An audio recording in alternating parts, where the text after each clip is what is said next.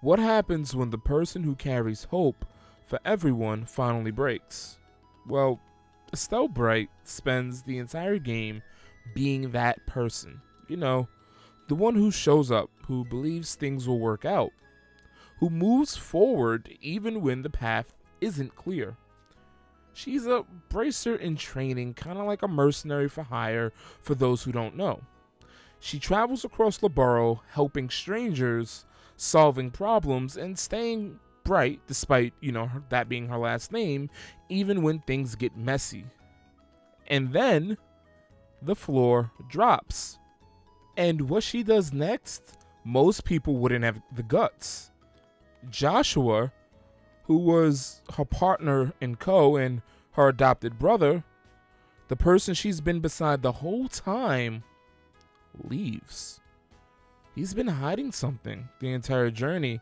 He's tied to the people manipulating everything from the shadows. And the weight of that truth breaks him, so he runs. Estelle doesn't get closure, she doesn't get answers, she just gets left standing there with a choice.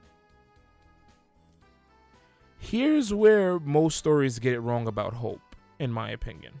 She feels the pain fully, the grief, the confusion, the ache of not knowing if she'll ever see him again. She lets herself break. And then she does something harder than falling apart. She carries the broken pieces forward. She takes every bit of that weight and decides to keep walking, not because she has a grand plan, not because she's convinced everything will be fine, because staying still would actually probably destroy her.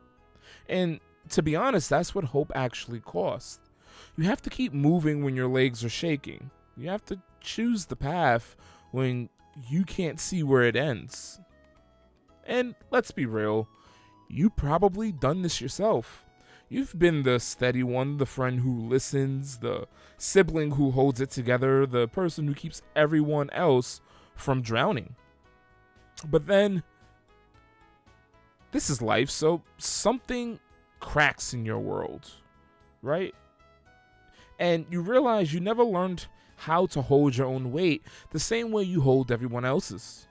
That's where Estelle's story gets real, because she spends so much time being the bright spot or, the sun for others that when her world shattered, she didn't have a script for it, she had to learn in the middle of the wreckage that you can be broken and actually still take actionable next steps to get the situation to a better place. And here's the part nobody warned you about. Hope is expensive. It costs you comfort, it costs you certainty, and sometimes it costs you the version of yourself you thought you'd always be. You pay with your stability, your sleep, and eventually your peace. But what does Estelle do with that cost? She doesn't trade her hope for bitterness. She doesn't harden herself to avoid being hurt again. She just learns to carry hope differently, and we see this throughout the game multiple times. It's like a lantern instead of armor. Something that lights the path while acknowledging the dark. That's the real shift, if you ask me. Hope requires you to trust that you'll figure it out as you go, even when figuring it out means crying, stumbling, and showing up a little messy. So here's something you can actually do with this, right? The one practice changed how I deal with basically hard seasons or situations that happen in my life.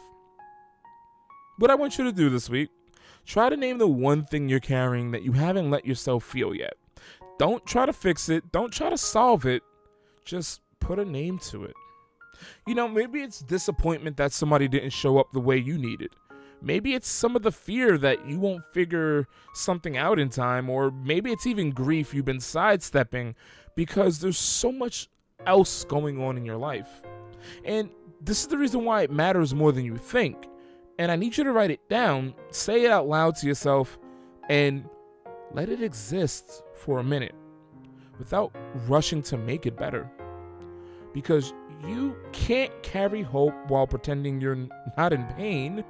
Real hope is grounded hope. Starts with being honest about what's heavy and what's really going down in your chest. So, this is the part that actually moves you forward and allows you to see some results even in your own life. After you named it, ask yourself, what's one step I can take this week that honors both the weight and some movement? Not a giant leap, just one small thing. Text a friend. Move your body.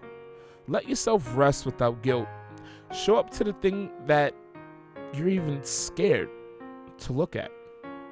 And for me, that's what I call practicing grounded hope. Being present with where you are and still choosing to move forward. Have some kind of motion, even if forward is just getting through today.